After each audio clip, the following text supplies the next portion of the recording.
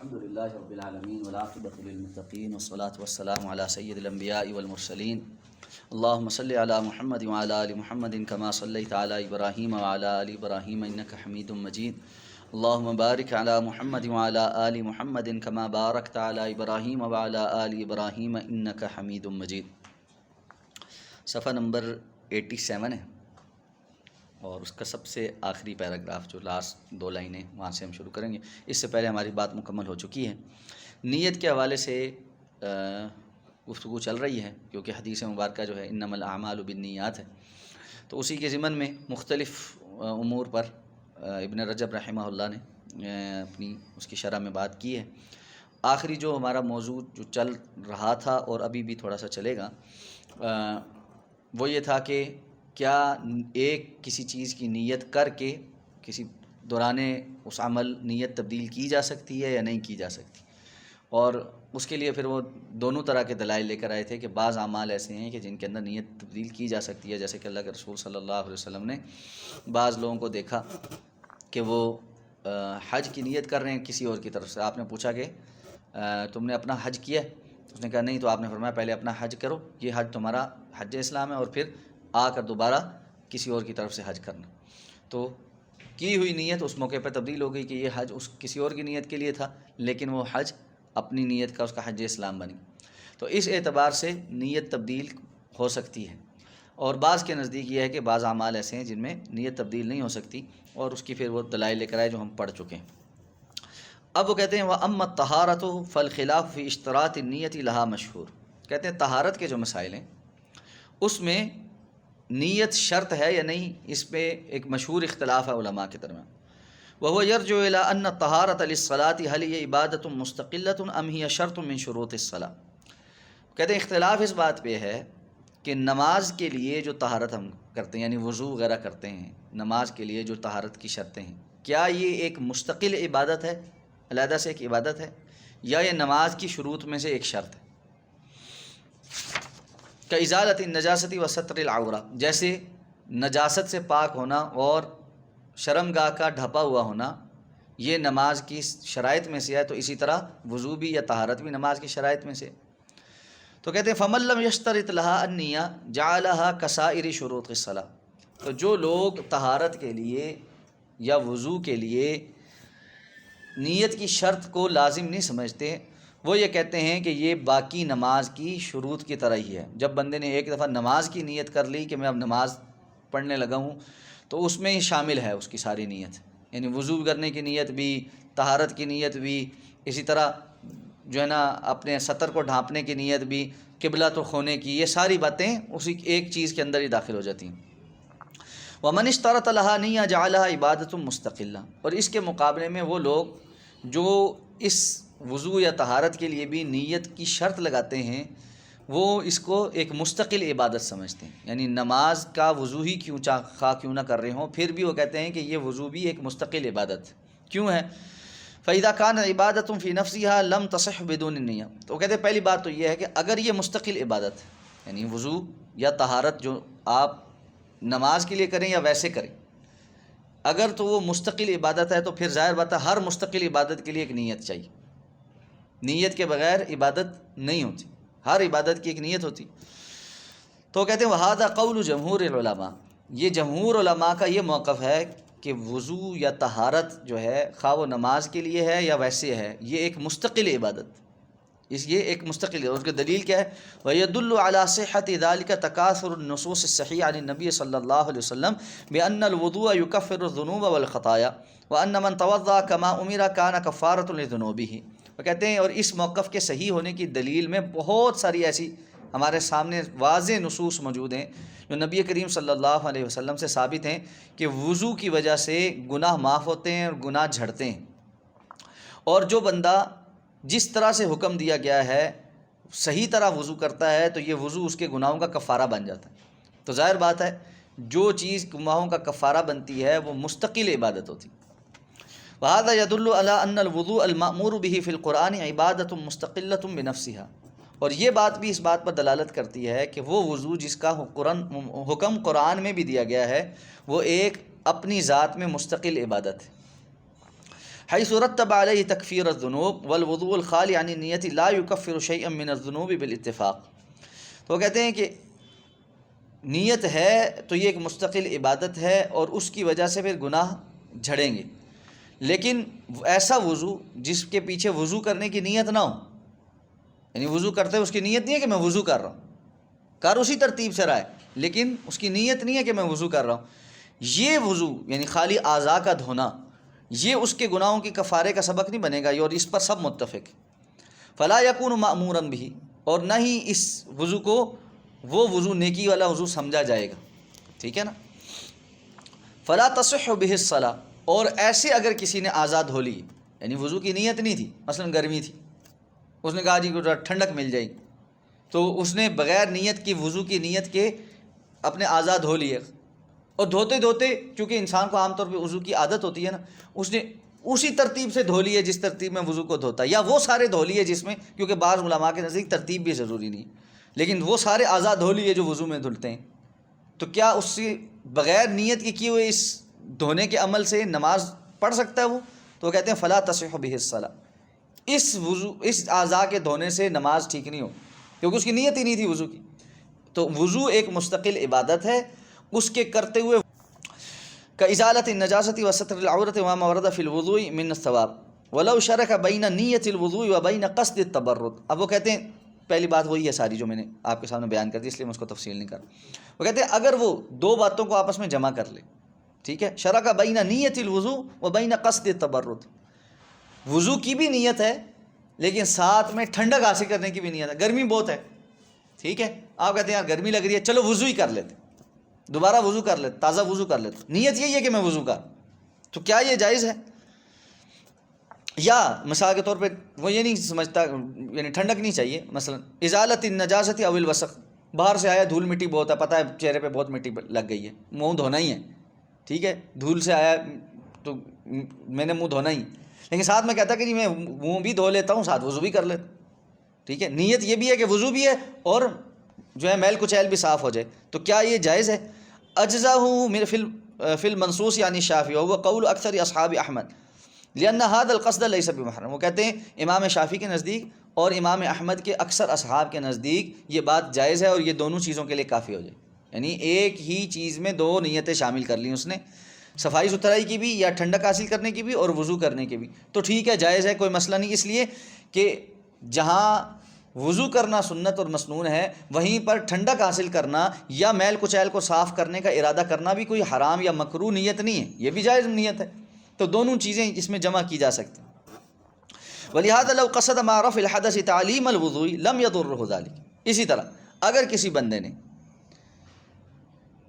میل کچیل کے صاف کرنے کے ساتھ ساتھ یہ نیت کی کہ میں وضو کر رہا ہوں، لوگ مجھے دیکھ کر وضو سیکھیں گے، ٹھیک ہے، یا میں اپنے اسٹوڈنٹس کو وضو کرنا سکھا دیتا ہوں، ٹھیک ہے، تو یہ کیا دو نیتیں، ایک وضو کی نیت ہے کہ میرا وضو بھی ہو جائے گا، دوسرا میں سکھا بھی دوں گا، یہ دو نیتیں، تو کہتے ہیں یہ بھی کوئی بات ٹھیک ہے، اس میں کوئی نقصان نہیں. وقت کان نبی صلی اللہ علیہ وسلم یقصد احیانا بالصلاۃ تعلیمها للناس وكذلك الحج كما قال خذوا عني مناسککم. تو اللہ کے رسول صلی اللہ علیہ وسلم بسا اوقات نماز بھی لوگوں کو سکھانے کے لیے پڑھتے تھے، جیسے آپ نے فرمایا صلو کما رأیتمونی اصلی، نماز اس طرح پڑھو جس طرح مجھے پڑھتے ہوئے دیکھتے ہو، تو آپ ان کو سکھاتے تھے، کس طرح سکھاتے تھے؟ خود پڑھ کے دکھائی کہ جی ایسے پڑھو. اسی طرح آپ صلی اللہ علیہ وسلم کا حج بھی یہی تھا، خذوا عنی مناسککم، مجھ سے اپنے مناسک سیکھو، جو میں حج میں کر رہا ہوں تم بھی کرو. تو آپ کا وہ حج بھی تھا اور حج کی تعلیم بھی تھی، نماز بھی تھا اور نماز کی تعلیم بھی تھی. تو ایسے میں دو جائز نیتیں ایک اس عبادت میں اکٹھی کی جا سکتی ہیں، کوئی حرج نہیں. اچھا وہ کہتے ہیں وَمِمَّا تَدْخُلُ النِّيَّةُ فِيهِ مِنْ أَبْوَابِ الْعِلْمِ مَسَائِلُ الْأَيْمَانِ. اچھا وہ کہتے ہیں نیت کے اندر ابواب العلم میں سے جو جن ابواب میں نیت کا عمل دخل ہے اس میں یہ قسمیں اٹھانے کے جو معاملات ہیں اس میں بھی نیت کا بڑا عمل دخل ہے. یہ ایمان کو ہی نہ پڑھے اس کو، اچھا یہ مسائل الایمان نہیں لکھا ہوا، یہ مسائل الایمان ہے، حمزہ کے اوپر زبر ہے، یمین کہتے ہیں قسم اٹھانے، ٹھیک ہے، ایمان اس کی جمع ہے، ٹھیک ہے. فلغو الیمین لا کفارۃ فیہ. کہتے ہیں پہلی بات تو یہ ہے کہ جو عام بیکار قسم کی قسمیں ہیں نا اس کا کوئی کفارہ نہیں ہے، یعنی وہ قسم جو لغو قسم ہے کیسے ہوتی ہے؟ وَهُوَ مَا جَرَى عَلَى اللِّسَانِ مِنْ غَيْرِ قَصْدٍ بِالْقَلْبِ إِلَيْهِ كَقَوْلِ لَا وَاللَّهِ وَبَلَا وَاللَّهِ وَفِي أَثْنَاءِ الْكَلَامِ. جیسے عام طور پر لوگوں کی زبان پر کچھ الفاظ چڑھ جاتے ہیں لیکن دل اس وقت قسم نہیں اٹھا رہا ہوتا، بلکہ وہ ایک تکیہ کلام ہوتا ہے. جیسے عربوں کے ہاں تو یہ معروف ہے نا، واللہ لا واللہ، اللہ کی قسم، جس ہمارے یہاں بسا اوقات وہ پہاڑی علاقوں میں بہت مشہور ہے قسمیں. ٹھیک ہے، تو یہ قسمیں جو ہے نا، یہ کوئی اس کی نیت نہیں ہوتی. ٹھیک ہے، یہ ویسے ایک تکیہ کلام ہے، کیونکہ اللہ تعالیٰ نے فرمایا لا یؤاخذکم اللہ باللغو فی ایمانکم ولکن یؤاخذکم بما کسبت قلوبکم. اللہ تعالیٰ تمہارا لغو قسموں کے اوپر کوئی مواخذہ نہیں کرتا، لیکن ان پر مواخذہ کرتا ہے جس میں تمہارے دل خود کماتے ہیں، یعنی جس کو قصداً تم نے قسم اٹھائی ہے. ایک ہے کہ جی میں اللہ کی قسم اٹھاتا ہوں کہ یہ بات اس طرح، ٹھیک ہے نا، وہ قسم صحیح قسم ہے جس کو آپ نے قسم کی قصد سے اٹھایا، اور وہ قسم جس میں آپ نے ویسے ہی کہہ دیا وہ قسمیں، وہ اللہ کی قسم یار ایسے ہوا. اب یہ اس وقت اللہ کی قسم اٹھانی مقصود نہیں تھی، منہ پہ لفظ ایک چڑھا ہوا ہے وہ بس بول دیا. وَكَذَلِكَ يُرْجَعُ فِي الْأَيْمَانِ إِلَى نِيَّةِ الْحَالِفِ وَمَا قَصَدَ بِيَمِينِهِ. اسی طرح قسموں کے یا حلفوں کے معاملات میں جس نے قسم اٹھائی ہے یا حلف اٹھایا ہے، اس کی نیت اور جس چیز کا اس نے قصد کیا، جس چیز کو اس نے چاہا اس وقت ارادہ کیا، اس کا بھی جو ہے نا اس کو بھی ملحوظ خاطر رکھنا پڑے، اس کا بھی اعتبار ہوگا. فَإِنْ حَلَفَ بِطَلَاقٍ أَوْ عَتَاقٍ ثُمَّ ادَّعَى أَنَّهُ نَوَى مَا يُخَالِفُ ظَاهِرَ لَفْظِهِ فَإِنَّهُ يُدَيِّنُ فِيمَا بَيْنَهُ وَبَيْنَ اللَّهِ عَزَّ وَجَلَّ. اگر کسی بندے نے کوئی ایسے الفاظ کہے جو طلاق یا کسی غلام کو آزاد کرنے کے متعلق ہو سکتے ہیں، ایک ہے صراحت الفاظ کہہ دیے، کسی نے یہ لفظ کہہ دیا کہ طلاق دے دی، طلاق دے دی، پھر تو اس کی نیت کا اعتبار نہیں، کیونکہ وہ لفظ ہی اتنا واضح ہے جو اس کی نیت کو ہی ظاہر کرتا. بعد میں کوئی قسمیں اٹھاتا رہے کہ میری نیت یہ نہیں تھی، اس کی بات کا اعتبار نہیں ہوگا. لیکن کسی نے کوئی ایسے جملے کہہ دیے جس میں کنایا الفاظ کہتے ہیں جو اس بات پر دلالت کر سکتے ہیں کہ اس نے طلاق دی ہے یا غلام کو آزاد کیا ہے، تو ایسے میں اگر اس کے بعد وہ یہ کہتا ہے کہ میری یہ نیت نہیں تھی جو ظاہری لفظوں سے سمجھی گئی ہے بلکہ میری نیت کچھ اور تھی، تو وہ کہتے ہیں پھر اب اس بندے کا معاملہ اللہ اور اس کے درمیان چھوڑ دیا جائے گا، اس کے جو ظاہری لفظ ہیں اس کے اوپر حکم نہیں لگے گا. ٹھیک ہے، اس کا اور اللہ کا معاملہ ہے. اس وقت اس کی نیت کیا تھی، اب ظاہر بات ہے نیت تو اللہ کے علاوہ کوئی نہیں پرکھ سکتا، تو ایسے میں اس کے اس بات کو مان لیا جائے گا کہ میری یہ نیت نہیں تھی. ٹھیک ہے، اچھا جی. وَهَلْ يُقْبَلُ مِنْهُ فِي ظَاهِرِ الْحُكْمِ. وہ کہتے ہیں کہ جی اب یہ بات کہ وہ کہتا ہے کہ جی میں نہیں، یہ بات میں نے یہ نیت نہیں کی تھی، کیا اس کی یہ بات قبول کر لی جائے گی یا نہیں کی جائے گی؟ اس کے اوپر اس کے الفاظ پر ظاہری حکم لگایا جائے گا یا نہیں لگایا جائے؟ فی قولان للعلماء مشہوران. اس معاملے میں دو علماء کے یعنی مشہور یعنی قول ہیں، دو قول ہیں علماء کی. اچھا جی. وہما روایتان عن احمد وقد روی عن عمر. اور یہ دو روایتیں حضرت امام احمد سے نقل ہوتی ہیں کہ اور وہ روایت کرتے ہیں کہ عمر رضی اللہ تعالیٰ عنہ کے سامنے انہ رفع الیہ رجل، کہ ایک حضرت عمر رضی اللہ تعالیٰ کے سامنے ایک مسئلہ آیا کہ ایک بندہ آیا، لے کے آیا گیا، اس کو اس کی بیوی نے کہا شبہنی، تم مجھے کسی چیز سے مشابہت کرو، مشابہت دو. ٹھیک ہے، یعنی آپس میں میاں بیوی گفتگو شنید کرتے ہوئے اس نے کہا میری تعریفیں بیان کرو. بیویوں کو تعریفیں بڑی اچھی لگتی ہیں، تو اس نے اس کو تعریفیں بیان کی. اس نے کہا جی تم بڑی خوبصورت ہو، تم فلاں کی جیسی ہو، فلاں کی جیسی ہو، تم بالکل کبوتر کی جیسی خوبصورت ہو، تم فلاں کی طرح ہو. اس نے کہا لا ارضى حتى تقول انت خلیۃ طالق. کہتی ہے میں اس وقت تک نہیں جو ہے نا راضی ہوتی جب تک تم مجھے یہ نہ کہو کہ انت خلیۃ طالق. اب یہ جو لفظ ہے نا خلیۃ طالق، اس کے بہت سارے مطلب ہوتے ہیں. ظاہری لفظ یہ ہے تم آج سے فارغ طلاق، ظاہری معنی یہ نکلتا ہے. لیکن خلیۃ طالق کیا ہوتا ہے؟ خلیۃ طالق کیا ہوتا ہے؟ فقال ذلك فقال لعمر خذ بيدي فهي امرتك. ابھی پہلے بات کر لیتے ہیں پھر بتاتے ہیں کہ خلیۃ طالق کیا ہوتا ہے. جب حضرت عمر کے پاس یہ کیس آیا اور انہوں نے کہا جی کہ حضرت عمر کے سامنے یہ بات آئی کہ بیوی نے کہا کہ جی مجھے یہ لفظ کہو، میں نے کہہ دیا. حضرت عمر نے کہا جاؤ یہ تمہاری، اس کا ہاتھ پکڑ کے لے جاؤ، یہ بیوی ہے، تم نے طلاق نہیں دی. اب کیوں نہیں دی؟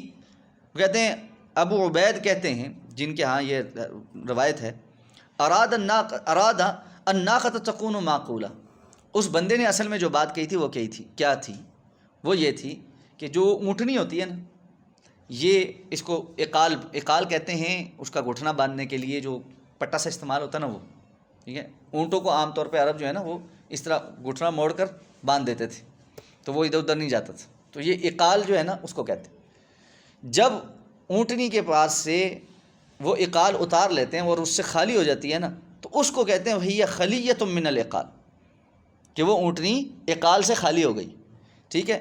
وہی طالق، اب وہ بالکل خالی فارغ ہے، یعنی ایسی اونٹنی جو بغیر کسی مہار، کسی رسی کے، بغیر کسی چیز کے وہ یعنی آزاد ہو. تو اس عورت کا مطلب یہ تھا کہ مجھے مشابہت دو ایسی جوان اونٹنی سے جو بغیر کسی کی کنٹرول میں آزاد بالکل اتھری پھیر رہی، ٹھیک ہے.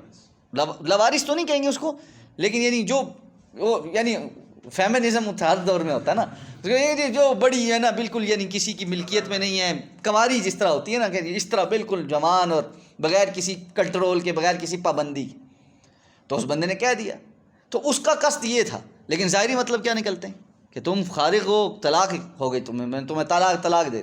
تو اس لیے حضرت عمر رضی اللہ تعالیٰ نے اس کی اس تشبیہ کو سمجھ کے اس کو کہا کہ یہ تشبیہ دی تھی، ٹھیک ہے کوئی مسئلہ نہیں، ظاہری لفظوں پہ نہ جاؤ، بلکہ یہ تمہاری بیوی ہے، کوئی طلاق نہیں، ٹھیک ہے جی. فاراد الرجل ذلك، تو اس بندے کا یہ ارادہ تھا. فاسقط عنه عمر الطلاق لنیته، تو عمر رضی اللہ تعالیٰ نے اس بندے کی اس نیت کو اس سے پوچھنے کے بعد اس کا یہ فیصلہ کیا کہ اس نے طلاق نہیں دی تھی، بلکہ اس نے تو وہ مشابہت والی بات کی تھی. قال وهذا اصل لكل من تكلم بشيء يشبه لفظ الطلاق والعتاق. وہ کہتے ہیں یہ دلیل جو ہے حضرت عمر رضی اللہ تعالیٰ کا یہ عمل جو ہے یہ اصل ہے اس معاملے میں، یعنی یہ ہمارے سامنے بالکل واضح حکم ہے کہ ہر وہ شخص جو طلاق یا غلام آزاد کرنے کے معاملے میں کوئی مشابہ لفظ کہہ دے جس کے ایک سے زیادہ مطلب نکلتے ہوں، تو اس میں اس کی نیت کا اعتبار ہوگا. وهو ينوي غيره ان القول فيه قوله فيما بينه وبين الله وفي الحكم على تأويل مذهب عمر رضی اللہ عنہ. تو اس کا یہ کہنا کہ میرا مطلب یہ نہیں تھا، اس کا یہ دعویٰ کرنا، تو اس دعوے کو قبول کر لیا جائے گا. اس کی نیت کا حقیقت اس کے اور اس کے رب کے درمیان ہے، اور ظاہری حکم وہ والا لگایا جائے گا جو حضرت عمر رضی اللہ تعالیٰ عنہ نے لگایا تھا کہ اس کا طلاق نہیں واقع ہوئی. ویروی عن سمیۃ الدوسی قال خطبت امرأة فقالوا لا نزوجك حتى تطلق امرأتك. اچھا جی، سمیۃ الدوسی کہتے ہیں کہ میں نے ایک خاتون سے منگنی کی. اب اس کے گھر والے کہنے لگے کہ بھائی ہم تو تمہاری اس کے ساتھ شادی اس وقت تک نہیں کروائیں گے جب تک تو اپنی پہلی بیوی کو طلاق نہیں دیتا. فقلت انی قد طلقتها ثلاثا، تو کہتے ہیں میں نے کہہ دیا میں نے تو اپنی بیوی کو، میں نے اپنی پہلی بیوی کو 3 طلاقیں دی. فزوجونی، پھر انہوں نے میری اس سے شادی کر دی. ثم نظروا، پھر کچھ عرصے کے بعد وہ جب اپنی بیٹی سے ملنے آئے تو دیکھا کہ فیدا امرأتین دی، کہ میری پہلی اس سے پہلی جو بیوی تھی وہ بھی میرے پاس ہی ہے. فقالوا، کہنے لگا الیس قد طلقتها ثلاثا، تم نے اس کو 3 مرتبہ طلاق نہیں دے دی تھی؟ تم نے ہمارے سامنے کہا کہ میں نے تو 3 مرتبہ طلاق دے دی ہوئی، فارغ ہو چکی ہے. فقلت كان عندي فلانة فطلقتها وفلانة فطلقتها فاما هذه فلم اطلقها. میں نے کہا بھئی میری جس کی تم بات کر رہے ہو، یعنی ایک خاتون سے شادی کی، اس سے پہلے ایک جو بیوی تھی، اس سے پہلے بھی 2 بیویاں تھیں، میں نے ان کو طلاقیں دی تھی. میں نے تو وہ ان کو کہا تھا کہ میں ان کو طلاق دے چکا ہوں، میں نے اس کو نہیں کہا تھا جو میرے پاس تھی میرے نکاح میں اس وقت کہ جی میں نے اس کو طلاق دی. فاتيت شقيق بن ثور وهو يريد الخروج الى عثمان وافدا فقلت سل امير المؤمنين هذه فخرج فسأله فقال نیته. تو وہ کہتے ہیں کہ جی اس بات کو لے کر میں شقیق بن ثور کے پاس گیا اور وہ حضرت عثمان رضی اللہ تعالیٰ کی طرف جا رہے تھے. تو میں نے ان سے کہا کہ آپ اس معاملے میں امیر المومنین سے سوال کرنا کہ ایک بندے نے اس قسم کا بات کی ہے تو کیا اس کی طلاق ہو گئی ہے یا نہیں ہوئی. تو انہوں نے حضرت عثمان رضی اللہ تعالیٰ سے سوال کیے تو فقال نیته، تو انہوں نے کہا کہ اس معاملے میں جو اس کی نیت تھی وہ ہے، یعنی اگر اس کی نیت یہ تھی کہ اس نے جو عورت اس وقت اس کے نکاح میں تھی، ٹھیک ہے، اس کو طلاق دی، پھر تو اسی کو طلاقیں ہو گئیں. لیکن اگر اس کی نیت یہ تھی کہ جو جن کو میں پہلے دے چکا ہوں، اس نے تو یہ کہا تھا میں تو 3 مرتبہ طلاق دے چکا ہوں، لفظ نہیں، نام نہیں بولا تھا کہ کس کو، تو وہ تو اس کی بات صحیح ہے. تو اس لیے اگر کسی نے ایسی کوئی بات کی ہے تو اس کی اس بیوی کو، حاضر بیوی کو طلاق نہیں ہوئی، ٹھیک ہے. تو اس طرح کی بات وحکا اجماع العلماء علی مثل ذلک. اور ابو عبید نے کتاب الطلاق کے اندر علماء کا اس طرح کے مسائل میں اجماع لکھا ہے کہ سب کا یہ کہ اگر کسی بندے نے کسی جگہ ایسی کلمات یا کسی ایسی صورتحال میں کوئی ایسے لفظ بولیں جن کا کوئی اور مطلب نکل سکتا ہے یا کوئی اور مراد ہو سکتا ہے اس سے حقیقتاً، تو اس وقت جب اس سے پوچھا جائے گا اور وہ اپنی نیت کو واضح کر دے کہ میری تو یہ نیت تھی، تو اس کی نیت کا اعتبار ہوگا، اس کے ظاہری لفظوں کا اعتبار نہیں ہوگا. اچھا جی، اچھا اب آ جائیں آگے. اس میں نا آگے انہوں نے طلاق کے معاملات میں مزید کافی لمبی بحث کی. اب اس سارے کو سمجھنے کے لیے نا آپ کو بہت سارے اور مسائل طلاق کے معلوم ہونے چاہیے، اس لیے وہ میں نے پچھلی دفعہ بھی چھڑوائے تھے، ابھی بھی چھڑوا دیتے. اگلے پیج کے 91 پیج کے سب سے آخری لائن پہ آ جائیں. وَمَسَائِلُ النِّيَّةِ الْمُتَعَلِّقَةٌ بِالْفِقْهِ كَثِيرَةٌ جِدًّا وَفِيمَا ذَكَرْنَاهُ كَفَايَةٌ. کہتے ہیں فقہ کے معاملات میں تو نیت کا جو مسئلے ہیں وہ بہت سارے ابواب میں داخل ہوتے ہیں، یعنی فقہی مسائل میں بہت سارے ابواب میں نیت کی بات کی جا سکتی ہے، لیکن جتنا ہم نے بات کر لی ہے اتنی کافی ہے. یعنی کچھ مثالیں آپ کے سامنے رکھ دی ہیں. وقد تقدم عن الشافعی انه قال في هذا الحديث انه يدخل في 70 بابا من الفقہ. اور ہم یہ بات پہلے بیان کر چکے ہیں پیچھے جب یہ حدیث بیان ہوئی تھی، شروع میں اس کے فضائل میں بات ہو رہی تھی، تو امام شافعی نے کہا تھا کہ یہ ایک حدیث علم کے 70 ابواب میں داخل ہے. 70 ابواب میں اس حدیث سے استدلال ہوتا ہے. تو ظاہر بات ہے سارے وہ یہ کہتے ہیں یہاں نہیں میں بیان کر رہا، واللہ عالم اس سے زیادہ بھی ہو سکتے ہیں. اب وہ آگے ایک اور بات کے اوپر اگلی ایک بحث شروع کی. والنیت، تو کہتے ہیں نیت کا جو معاملہ ہے یہ ہے کیا ہے. ابھی تک ساری بات ہو رہی ہے نیت نیت نیت نیت نیت، یہ ہوتی کیسے ہے؟ ٹھیک ہے، ہی قصد القلب، کہتے ہیں یہ دل کے ارادے کا نام ہے. نیت دل کے ارادے کا نام ہے. ولا یجب التلفظ بما فی القلب فی شیء من العبادات. اور وہ کہتے ہیں کسی بھی عبادت کو کرتے ہوئے نیت کا تلفظ الفاظ سے اس کو ادا کرنا یہ ضروری نہیں. وخرج بعض اصحاب الشافعی له قولا باشتراط التلفظ بالنیة للصلاة وغلطه المحققون منهم. تو کہتے ہیں بعض شوافع نے، امام شافعی کے بعض شاگردوں نے نماز کے لیے نیت کے کچھ لفظ بیان کیے ہیں، لیکن باقیوں نے ان کا رد کیا ہے اور ان کو غلط ثابت کیا ہے کہ نماز کے لیے نیت کے کوئی الفاظ نہیں. فاختلف المتاخرون من الفقهاء في التلفظ بالنیت في الصلاة وغیرها فمنهم من استحبه ومنهم من کرهه. تو بعد کے آنے والے جو فقہاء ہیں ان میں اس بارے میں اختلاف ہوا ہے کہ ان میں سے بعض نماز کے لیے نیت کے الفاظ کے قائل تھے، اور ان میں سے بعض نے اس کو مستحب کا اور بعض نے اس کو بالکل مکروہ کا کہ جی الفاظ کے ذریعے نیت کرنا. ولا يعلم في هذه المسائل نقل خاص عن السلف. لیکن اس بارے میں یاد رکھیں، وہ کہتے ہیں کہ سلف صالحین سے کوئی خاص بات ہم تک منقول نہیں ہے کہ الفاظ کے ذریعے کوئی نیت ادا کی جاتی ہے. ولا عن الائمة الا في الحج وحده. اور نہ ہی ائمہ جو ہیں یعنی امام بڑے جو ائمہ محدثین یا فقہاء ہیں انہوں نے بھی اس معاملے میں نیت کے کوئی الفاظ عبادات کے لیے بیان نہیں کیے ہیں سوائے صرف حج کے لیے. حج کے لیے فإن مجاہدًا قال، تو مجاہد رحمہ اللہ کہا کرتے تھے اذا اراد الحج یسمی ما یحل به. جب وہ حج کا ارادہ کرے تو پھر منہ سے بول کر جس قسم کا اس نے جس حج کا وہ ارادہ کر رہا ہے اس کا نام لے. ویروی عنہ انہ قال یسمیہ فی التلبیہ. اور ان سے ایک روایت یہ بھی ملتی ہے کہ وہ کہتے تھے کہ تلبیہ کے موقع پر کہے لبیک اللہم لبیک، جب کہنا شروع کرے، جب پہنچے میقات پہ اور وہاں سے محرم ہو جائے، احرام کی جو پابندیاں وہ شروع ہونے لگے، اس وقت وہ اس کو کہے. ٹھیک ہے. وَهَذَا لَيْسَ مِمَّا نَحْنُ فِيهِ. وہ کہتے ہیں لیکن ہم اس موقف پہ نہیں ہیں. فَإِنَّ النَّبِيَّ صلی اللہ علیہ وسلم كَانَ يَذْكُرُ نُسُكَهُ فِي تَلْبِيَةٍ فَيَقُولُ لَبَّيْكَ اللَّهُمَّ عُمْرَةً وَحَجًّا. آپ صلی اللہ علیہ وسلم جب تلبیہ پڑھنا شروع کرتے تھے تب یہ بات کہتے تھے. اور ایک مرتبہ آپ نے کہا ہے کہ لبیک اللہم عمرۃ، لبیک عمرۃ وحجًا، یا اللہ میں عمرے اور حج کے لیے حاضر ہوں. وَإِنَّمَا كَلَامُنَا فِيهِ أَنَّهُ يَقُولُ عِنْدَ إِرَادَةِ عَقْدِ الْإِحْرَامِ. ہم یہ کہنا چاہتے ہیں کہ یہ ایک بندہ گھر سے نکلا ہے مثال کے طور پہ، اب اختلاف کیا ہے یہ سمجھ لیں. ایک بندہ گھر سے نکلا ہے، ایئرپورٹ جا رہا ہے، کہ اب اس کو پتہ ہے کہ میں حج کے لیے جا رہا ہوں یا عمرے کے لیے جا رہا ہوں. تو اب وہ گھر سے نکلتے ہوئے یہ نیت کرے کہ جی میں اب گھر سے حج کے لیے نکلا ہوں، سفر شروع کر رہا ہوں، یا یہ کہ میں عمرے کے لیے نکلا ہوں، سفر شروع کر رہا ہوں. تو یہ لفظ بولنے چاہیے نہیں بولنے چاہیے؟ تو اوپر والے جو لوگ تھے نا وہ اس بات کے قائل تھے کہ اس کو یہ لفظ بولنے چاہیے کہ میں اب حج کے لیے نکل رہا ہوں. اور ان کا استدلال یہ تھا کہ اللہ کے رسول صلی اللہ علیہ وسلم نے لبیک اللہم عمرۃ یا حجن کہا ہے. تو یہ کہتے ہیں کہ ہماری بات یہ ہے، ہمارا موقف یہ ہے کہ گھر سے نکلتے ہوئے یہ بات کہنا جائز نہیں. اللہ کے رسول صلی اللہ علیہ وسلم نے گھر سے سفر کرتے ہوئے یا حج اور عمرے کے لیے نکلتے ہوئے یہ بات نہیں کی، بلکہ آپ جب میقات پہ پہنچے اور احرام پہننے لگے، احرام پہن لیا، وہاں آپ نے یہ کہا ہے کہ لبیک اللہم لبیک عمرۃ او لبیک عمرۃ و حجن. ٹھیک ہو گیا؟ اچھا جی. وہاں پر وہ کہتے ہیں جی کوئی بندہ اگر یہ کہے، یعنی احرام پہن کر اگر کوئی یہ کہے اللہم انی ارید الحج او العمرہ، یا اللہ میں حج اور عمرے کا یا حج یا عمرے کا ارادہ رکھتا ہوں، تو وہاں وہ کہہ سکتا ہے، یہ مستحب ہو سکتا ہے، لیکن گھر سے نکلتے یا ویسے عمومی طور پہ کہ یہ نہیں ٹھیک۔ اچھا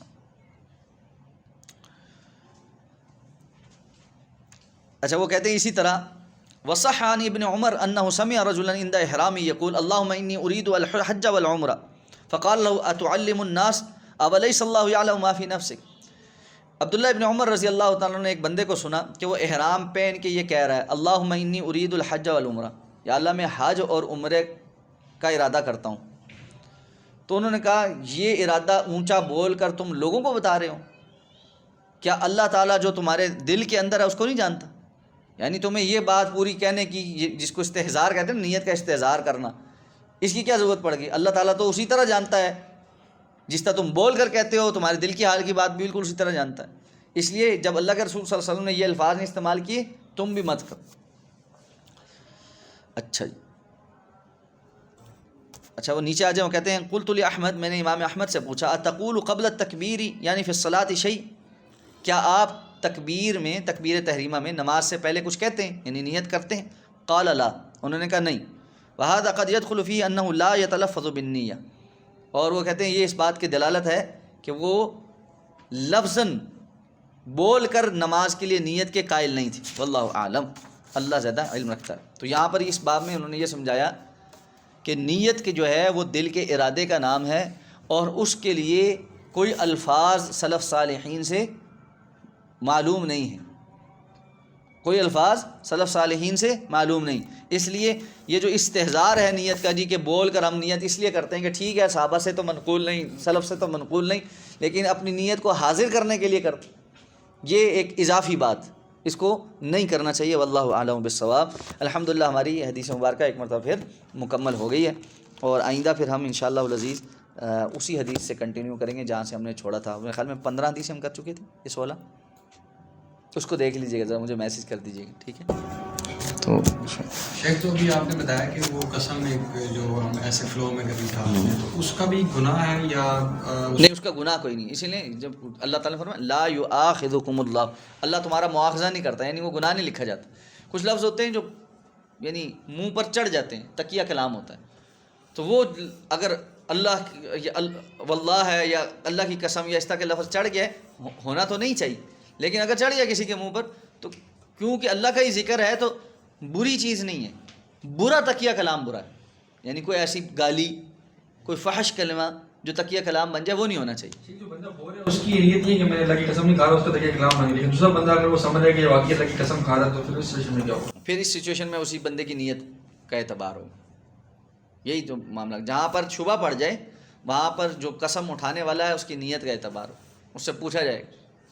اگر وہ کہے کہ جی نہیں میرا قسم اٹھانے کی نیت نہیں تھی، میں نے تو ویسے تقیہ کلام کے طور پہ بولا ہے، تو پھر اس کی نیت کا اعتبار ہو۔ شیخ وضو کی جب بات آئی تھی تو آپ نے کہا تھا کہ اس کی ترتیب میں کچھ علماء کہتے ہیں کہ وہ ہم نہیں رکھ سکتے، مطلب اس میں یہ جمہور کا اور صحیح موقف تو یہی ہے کہ ترتیب ہونی چاہیے، لیکن بعض علماء کا یہ خیال ہے کہ ترتیب آگے پیچھے ہو بھی سکتی ہے، کوئی مسئلہ نہیں۔ شیخ اور یہ جو آپ نے بھی بتایا کہ نیت بول کے نہیں، اور وہ نیت جو ہوگی اس کے مطابق عمل ہو جائے گا، تو جو طلاق ہے اگر بندہ دل میں کر دیتا ہے، نہیں طلاق اور یہ چیزیں جو ہے نا وہ نہیں ہے۔ دیکھیں ایک ہے وہ چیز جو صرف آپ کی اور اللہ رب العزت کے درمیان ہے، ٹھیک ہے نا، ان کے لیے آپ کی نیت کافی ہے، جیسے عبادات ہیں یہ ساری چیزیں تو اللہ نے قبول کرنی ہے نا۔ ایک وہ چیزیں جن کا تعلق ابلاغ سے ہے، دوسروں کو آپ نے بتانا ہے، آپ یہ نہیں کہہ سکتے مجھے تم سے بڑی محبت ہے لیکن میں بتاتا کبھی نہیں، ٹھیک ہے، میری نیت بڑی اچھی ہے، میری نیت میں بڑی محبت ہے، یہ نہیں ہوتا، وہاں اظہار چاہیے۔ اسی طرح نکاح میں قبول کرتے ہوئے آپ مفتی صاحب پوچھیں جی ہاں جی آپ کو قبول، آپ کہیں جی میں نے دل میں قبول کر لیا، نہیں، وہاں آپ کو صراحت کرنی، ابلاغ ہے، سب گواہ بنتے ہیں۔ اسی طرح طلاق بھی ہے، ابلاغ ہے اس کا، ٹھیک ہے، میں نے دل میں طلاق دے دی، یہ نہیں ہے، اور وہاں پر دل کی طلاق کا وہ بھی نہیں ہے، اعتبار بھی نہیں ہے۔ شیخ کبھی کبھی مطلب کلیتاً ہو جاتا ہے کہ اس کو کہہ رہے ہیں گھر جانے کا، کہہ رہے ہیں بیوی کو، کہہ رہے ہیں جاؤ، اور دل میں ہوتا ہے کہ نہ آئے واپس کبھی، اس میں یہ اللہ نے بڑا مہربانی کی ہے کہ اس کے اوپر مواخذہ نہیں کیا، ورنہ سب کا ہی دل کرتا ہے کہ چلی جائے واپس نہ آئے لیکن یہ دل صرف 2 دن کے لیے کرتا ہے. تیسرے دن جب انسان کو پھر پھڑکنے لگتی ہے نا, پھر وہ کہتا ہے نہیں واپس آ ہی جائے تو ٹھیک. وہ اس پہ ایک لطیفہ بھی بنا ہوا ہے نا, تو وہ ایک بچہ بیٹھا تھا اور دیکھ رہا ہے کہ جی جو ہے نا ابو جو ہے وہ اپنی شادی کی مووی جو ہے نا وہ بار بار دیکھ رہا ہے. تو اس نے کہا جی واہ, ابو کو کوئی امی سے بڑی محبت ہو گئی یا کیا ہو گیا, اپنی شادی کی مووی بار بار دیکھ رہا ہے.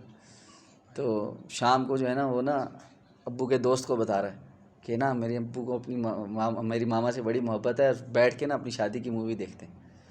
دوست کو کہتا ہے تو شادی کی مووی میں کیا دیکھتا ہے؟ اس نے کہا یار میں شادی کی مووی ریوائنڈ کر کے دیکھتا ہوں جہاں میری دلہن جو ہے نا وہ واپس الٹے بیٹھ کے گاڑی میں بیٹھ کے جا رہی تھی پھر کسی طرح ایسا ہو جائے.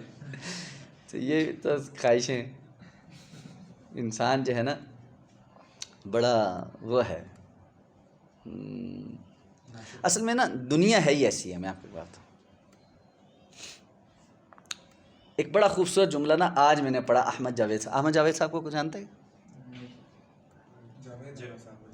جاوید احمد صاحب نہیں, جاوید احمد گاندھی صاحب نہیں, ان کی نہیں میں بات کرتا. احمد جاوید صاحب اور ہیں, ٹھیک ہے. خیر میرا خیال ہے کہ آپ میں سے کوئی بھی ان کی گفتگو سنے گا تو شاید سمجھ ہی نہیں آئے گی. وہ بہت ٹھیٹھ قسم کی اردو بولتے ہیں اور بہت فلسفیانہ گفتگو کرتے ہیں. فلسفی ہیں بنیادی طور پہ, لیکن ظاہر بات ہے ایک دیندار آدمی ہے تو فلسفہ اور دین کو اور پھر بہت حد تک تصوف کو آپس میں میچ کرتے ہیں. تو میں کسی کو ریکمینڈ بھی نہیں کر رہا ویسے کہ ان کو بہت زیادہ سنیں, کیونکہ اس کو سمجھنے سننے اور بہت ساری چیزوں کو ہضم کرنے کے لیے پھر پیچھے بہت بڑا لمبا چوڑا بیک گراؤنڈ چاہیے, ٹھیک ہے. لیکن بعض باتیں ان کی بڑی کمال کی ہوتی ہیں, ٹھیک ہے. ان کا دنیا کی حقیقت یہ ہے کہ ہر لذت کی انتہا بیزاری ہے, اور یہی سب سے بڑا فرق دنیا اور جنت میں, ٹھیک ہے نا. دنیا اور جنت کے درمیان سب سے بڑا فرق یہ ہے, ٹھیک ہے نا. تو جیسے میں بھی ریسنٹلی ابھی ہنزا گیا ہوا تھا, تو ایک ٹائم آتا ہے آپ کہتے ہو بس واپس چلے آئیں. دیکھیے ہنزا تو بنے آپ کو کتنی تڑپ ہوتی ہے میں حج پہ جاؤں, عمرے پہ جاؤں, ٹھیک ہے. 10-12 دن گزارنے کے بعد بالآخر آپ کو دل کرتا ہے یار. اور اس سے بڑھ کر بات صحابہ بیان کرتے ہیں, ہم رسول اللہ صلی اللہ علیہ وسلم کے پاس تشریف لائے, آ کر آپ سے دین سیکھنا شروع کیے. وہ نوجوان صحابہ تھے سارے, تو تقریباً 17-18 دن اللہ کے رسول صلی اللہ علیہ وسلم نے ان کو اپنے پاس رکھا. اور اس کے بعد آپ نے, صحابہ تو نہیں اب کہتے کہ ہم جائیں, لیکن ظاہر بات ہے ایک احترام تھا سارا کچھ. آپ نے خود کہا ان کو, آپ نے فرمایا اب تمہیں کافی دن یہاں پر ہو گئے اور تمہیں اب اپنے گھر والوں سے ملاقات کا دل بھی کرتا ہوں, اس لیے اب جاؤ اور جو دین سیکھا اس پہ اس طرح عمل کرنا اور دوسروں کو سکھانا. رسول اللہ صلی اللہ علیہ وسلم کی صحبت ہے, لیکن ظاہر بات ہے پھر انسان کی اپنی ضرورتیں اور خواہشیں اور پھر معاملات بھی. تو بھائی دنیا اور یہ ہے نا, بل تؤثرون الحیات الدنیا والآخرۃ خیر وابقی, یہ جو ابقا ہے نا یہ آخرت کا وصف, یہ دنیا کا وصف نہیں. اس لیے دنیا میں جو کچھ مرضی مل جائے آپ کو نا, بالآخر آپ کا دل یہی کرے گا کہ وہ چلے جائے, جان چھوٹ جائے. شیخ اور دوسرا کہ یہ تو عربی میں ہم کہہ دیتے ہیں طلاق, اور اردو میں کیا بندے کی نیت ہو کہ مطلب آج کے بعد کبھی نہیں ملنا یا پھر کیا نہیں کیا سوچ رہا اچھا, کچھ چیزیں ایسی ہوتی ہیں نا, دیکھیں کچھ لفظ ہوتے ہیں جو معروف ہو جاتے ہیں ہر زبان میں, ٹھیک ہو گیا. تو طلاق کا لفظ معروف ہے, ٹھیک ہے, ہمارے یہاں بھی. تو طلاق دیتے ہوئے نیت کیا ہے؟ طلاق کا لفظ ہمیں پتہ ہے کہ اگر میں نے یہ لفظ کہہ دیا تو اس کا مطلب یہ ہے کہ میری اور میری بیوی کے درمیان نکاح کا جو بندھن ہے میں اس کو کاٹ رہا ہوں, توڑ رہا ہوں, ٹھیک ہے. تو اگر وہ کوئی اردو کا لفظ استعمال کرنا تھا اس کی جگہ, تو وہ پھر نیت یہی ہوگی کہ جی میں آج سے تمہارے ساتھ اپنا جو نکاح کا جو بندھن ہے ہمارے درمیان, یا میاں بیوی کی جو حیثیت ہے اس کو ختم کر, تو وہ طلاق ہی ہوگی.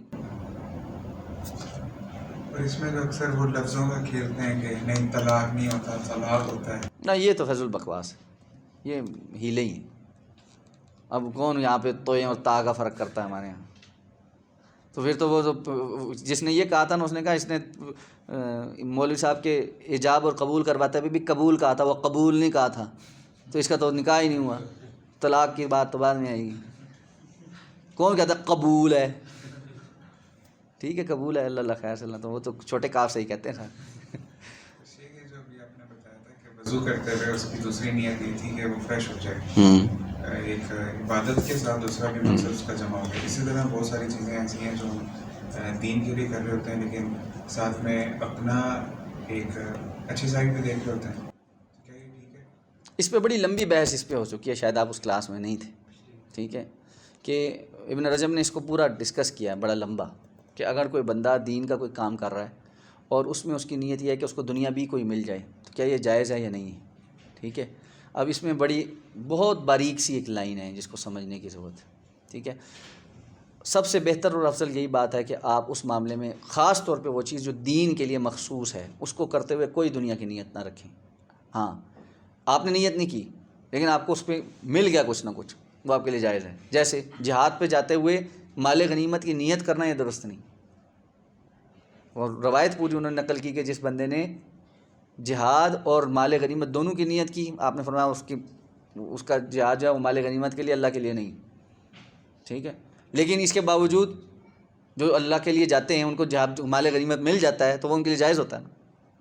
تو اگر نیت خالص اللہ کے لیے تھی، دین کا وہ کام جس میں نیت خالص اللہ کے لیے ہونی چاہیے. ایک تو کچھ کام ہے نا جو ہیں ہی دنیا کے کام ہیں، وہ بھی تو عبادت بن جاتے ہیں، وہ کوئی حرج نہیں. لیکن وہ کام جو خالص دین کے کام ہیں، جیسے دین کا تعلیم و تعلم ہے، امر بالمعروف نہی عن المنکر کے کام ہیں، دعوت و تبلیغ کے کام ہیں، اس قسم کے جو بھی کام، جہاد ہے. ٹھیک ہے، ان سارے کاموں میں نیت صرف اللہ کی رضا کا حصول ہے. اگر اس کی وجہ سے کوئی شہرت مل جاتی ہے یا کوئی دنیاوی فائدہ مل جاتا ہے، منفعت مل جاتی ہے، وہ ایک اضافی چیز ہے جو اللہ کی طرف سے فضل ہے، اس کو جائز جو جائز ہے اس میں سے حاصل کر لینا میں کوئی حرج نہیں، وہ حرام نہیں ہے. ٹھیک ہے، لیکن اس کو مقصد نہیں بنا سکتا، نیت نہیں بنا سکتا. شیخ آپ نے پچھلے لیکچر میں بتایا تھا کہ جو آپ کے فرض نماز ہوتی ہے اس میں ہر نماز کے لیے اسپیسیفکلی نیت کرنا ضروری نہیں ہوتا. تو وضو بھی تو ہم نے ہر نماز کے ساتھ کرنا ہوتا ہے، تو اس میں پھر یہ کنڈیشن اپلائی نہیں ہوگی کہ جیسے آپ نے بتایا کہ اس میں نیت کرنا ضروری ہے کہ میں وضو کر رہا ہوں. تو ایک بندہ وہ فلو میں نماز پڑھ رہا ہے اور اس نے وضو بھی فلو میں کرنا ہے ایک دن میں، تو پھر اس پہ یہ کنڈیشن اپلائی نہیں ہوگی کہ نہیں. دیکھیں کلیئرلی یہ بات سمجھیں، ایک بندہ وضو کرتا ہے نا ایک خاص حیت کے ساتھ، وہ ہر نماز کے ساتھ وضو کرتا ہے، وہ بغیر نیت کے اٹھا ہے کہ جی بس میں وضو کر رہا ہوں اور نماز کے لیے جا رہا ہوں، یہ نیت ٹھیک ہے اس کی، ٹھیک ہے انہیں. لیکن ایک بندہ ہے جو وضو کرتے ہوئے باقاعدہ طور پہ یہ نیت ہے اس کی کہ میں وضو نہیں کر رہا، ٹھیک ہے نا، میں صرف منہ دھونے جا رہا ہوں. بس اوقات ہوتا ہے نا انسان جاتا ہے واش روم کہ جی یار میں صرف یعنی ٹوتھ برش کر لیتا ہوں یا میں منہ پہ کچھ چھٹے مار لیتا ہوں، آنکھیں جل رہی، لیکن کرتے کرتے وہ وضو کر لیتا ہے بے دھیانی میں. اب اس کی نیت ہی نہیں تھی وضو کرنے کی، ٹھیک ہے. لیکن ایک بندہ اٹھا ہے، اس کو پتہ ہے جی میں نے ابھی نماز پڑھنے جانا ہے، گیا ہی واش روم میں اس لیے کہ میں وضو کروں. اب علیحدہ سے اس نے یہ نہیں سوچا کہ میں وضو ہی کر رہا ہوں، لیکن یہ بھی نہیں سوچا کہ میں وضو نہیں کر رہا، تو وہ وضو ہی ہے. ابھی یہ طلاق کے بارے میں ایک سوال ہے کہ میں جانتا ہوں کسی کو انہوں نے طلاق دی ہے اپنی بیوی کو، تو تین ہی گئی تھی، لیکن وہ پھر انہوں نے کسی مولوی وغیرہ سے فتویٰ لے کیا کہ انہوں نے 2 طلاقیں ہوئی، حالانکہ گئی 3 ہی تھی. انہوں نے امام ابو حنیفہ کو فالو کرتے ہیں میرے خیال میں، انہوں نے ان کا بھی کچھ ریفرنس دے کے تو انہوں نے کہا کہ 2 دفعہ گئی ہے. تو اتنا مبہم سوال کا میں یہاں جواب نہیں دے سکتا کہ شاید ایسا ہوا اور شاید ایسا ہوا، کیا ہوا اس پہ کیا فتویٰ تھا کلیئرلی پتہ چلے گا. تو ویسے ایک مجلس میں صرف 1 طلاق دے سکتے ہیں، 2-3 اکٹھی بول دی ہیں تو وہ 2-3 نہیں ہو جاتی. کتاب و سنت کی واضح نصوص ہمارے سامنے موجود ہیں. اللہ کے رسول صلی اللہ علیہ وسلم کے سامنے ایسے کیسز آئے، آپ نے ان سے کہا کہ جی یہ 3 نہیں ہوئی، 1 ہوئی ہے، رجوع کر لو جا کے، تو رجوع ہو سکتا ہے. اس کے متعلق سوال ہے لیکن بات نہیں کرنا ہے ابھی. کر لیں. شیخ وہ پاکستان میں مطلب میں یہ کہ اچھے محدث وغیرہ ہیں ان سے میں نے بات کی تھی، تو وہ کہہ رہے تھے کہ آپ صلی اللہ علیہ وسلم نے وہ جو کہا تھا مذاق بنایا ہے، اور وہ سارا کچھ حضرت عمر فاروق رضی اللہ عنہ کے دور میں بھی ایسا ہوا کہ وہ جب کہا جاتا تھا 3 کی، تو انہوں نے کہا اس میں وہ ریپیٹیشن کر رہے تھے ان میں جو چلتا ہے. پھر بعد میں جا کے لوگ واقعی میں 3 دینے لگے، تو اس میں حضرت عمر فاروق رضی اللہ عنہ نے کہا تھا کہ یہ جو لا ہے یہ لاگو کرتے ہیں، یہ 3 کی جب بول دیتے ہیں تو 3 کی 3 ہی ہو جائے گی. تو کہتے ہیں اس لیے 3 جو ہے یہ بڑا معروف اختلاف ہے جو احناف کے ہاں اور محدثین کے ہاں موجود ہے. جو احناف کے نزدیک تینوں اسی لیے لاگو ہو جاتی ہیں، اور وہ حضرت عمر رضی اللہ عنہ کے اسی قول سے استدلال کرتے ہیں. صحیح مسلم کی روایت ہے کہ اللہ کے رسول صلی اللہ علیہ وسلم کی زندگی میں حضرت ابوبکر صدیق رضی اللہ عنہ کی خلافت میں حضرت عمر رضی اللہ عنہ کی خلافت کے ابتدائی 2 سال تک ایک مجلس کی 3 طلاقیں ایک ہی تصور ہوتی رہیں. پھر لوگوں نے اس کو مذاق بنا لیا اور 3 اکٹھی بولنا شروع ہو گئے. تو انہوں نے کہا کہ تم اللہ کی کتاب کے ساتھ کھیلتے ہو، تو اس لیے آئندہ میں تعزیراً جو ہے اس کو 3 ہی نافذ کر دوں گا۔ تو اس میں چند باتیں سمجھ لیں۔ پہلی بات یہ کہ حضرت عمر رضی اللہ تعالیٰ عنہ کیونکہ خلیفۃ المسلمین تھے، تو خلیفۃ المسلمین کو تعزیراً کچھ باتوں کا اختیار ہوتا ہے۔ جیسے حد یہ ہے کہ جی چور کا ہاتھ کاٹے جائیں، لیکن اگر حالات یہ ہیں کہ قحط ہے تو حضرت عمر رضی اللہ تعالیٰ عنہ قحط کے دور میں ہاتھ کاٹنے کی سزا ختم کر دی تھی، کہ قحط تھا، لوگوں کو کچھ نہ کچھ ملتا ہی نہیں تھا، کوئی نہ کوئی چوری کر ہی لیتا تھا، وہ مجبوری کے حالات تھے۔ اسی طرح اس معاملے میں حضرت عمر رضی اللہ تعالیٰ نے تعزیراً یہ حکم دیا تھا۔ ابن قیم رحمۃ اللہ علیہ نے اغاثۃ اللفان میں سندن یہ ثابت کیا کہ حضرت عمر رضی اللہ تعالیٰ نے اپنی زندگی میں کے آخری ایام میں اپنے کچھ فیصلوں سے رجوع کر لیا تھا، جن میں سے ایک فیصلہ یہ بھی تھا کہ لوگوں کے لیے اللہ رب العزت نے آسانی پیدا فرمائی تھی، میں نے اس معاملے میں ان پر سختی کی۔ اگر حضرت عمر رضی اللہ تعالیٰ نے بالفرض ایک لمحے کے لیے سوچ لیں کہ واقعہ یہ فیصلہ واپس نہ بھی لیا ہوتا تو بھی خلیفۃ المسلمین کا تعزیری حکم وقتی ہوتا ہے، وہ ابدی نہیں ہو سکتا۔ ابدی حکم وہ ہے جس پر رسول اللہ صلی اللہ علیہ وسلم نے جو ہے نا امت کو چھوڑا تھا۔ اس لیے آپ صلی اللہ علیہ وسلم کی زندگی میں جو حکمتیں تھیں وہ موجود تھیں، اور وہ یہی تھی کہ جی اللہ تعالیٰ نے قرآن مجید میں بھی طلاق کا جو طریقہ بیان کیا، طلاق مرتان، یہ 2 رجی طلاقیں بیان کی، اور اس کے بعد فین طلقہا تو وہ تیسری بیان کی، وہ طلاق بائن۔ اور حکمت بھی یہی بات بتاتی ہے، اور انسان کی فطرت بھی یہی بات بتاتی ہے کہ زیادہ اقرب الی الکتاب و سنہ یہی ہے کہ انسان کے جب طلاق کا موقع ہو تو ایک طلاق کا اس کو ایک وقت میں موقع دیا گیا، دوسری تیسری کا نہیں دیا گیا، اس میں اس کے لیے گنجائش چھوڑی گئی، وہ رجوع کر سکتا ہے۔ پھر دوسری مرتبہ بھی اگر ایسا ہو جائے تو پھر رجوع کر سکتا ہے، لیکن تیسری مرتبہ بھی ایسا ہو جائے تو پھر مذاق نہیں ہے کہ ہر تھوڑے عرصے کے بعد طلاق دے رجوع کرے، طلاق دے رجوع کرے۔ بھئی ابھی بھی انسان نہیں بنے، پھر اس کا مطلب ہے تم دونوں اکٹھے نہیں رہ سکتے، ٹھیک ہے نا۔ تو اس لیے یہ 3 مرتبہ علیحدہ علیحدہ ہے، اس کو اکٹھا نہیں کیا جا سکتا۔ یہ دلائل ہیں جو محدثین کے، اور یہی زیادہ اس لیے کہ اب اس پہ ایک اور وبال بھی ہے۔ جو یہ اس بات کے قائل ہیں کہ تینوں اکٹھی ہو جاتی ہیں، وہ کیا کہتے ہیں؟ وہ کہتے ہیں رجوع کرنے کے لیے حلالہ کرو، اور حلالہ کے اوپر اللہ کے رسول نے فرمایا لعنت کرنے والے کروا لینا دونوں پہ۔ تو وہ کہتے ہیں جی ہاں لعنت تو ہے، لعنتی بن جاؤ لیکن بیوی مل جائے گی واپس۔ کوئی حرام چیز کو حلال نہیں کرتی۔ سبحانک اللہم و بحمدک، نشہد ان لا الہ الا انت، نستغفرک۔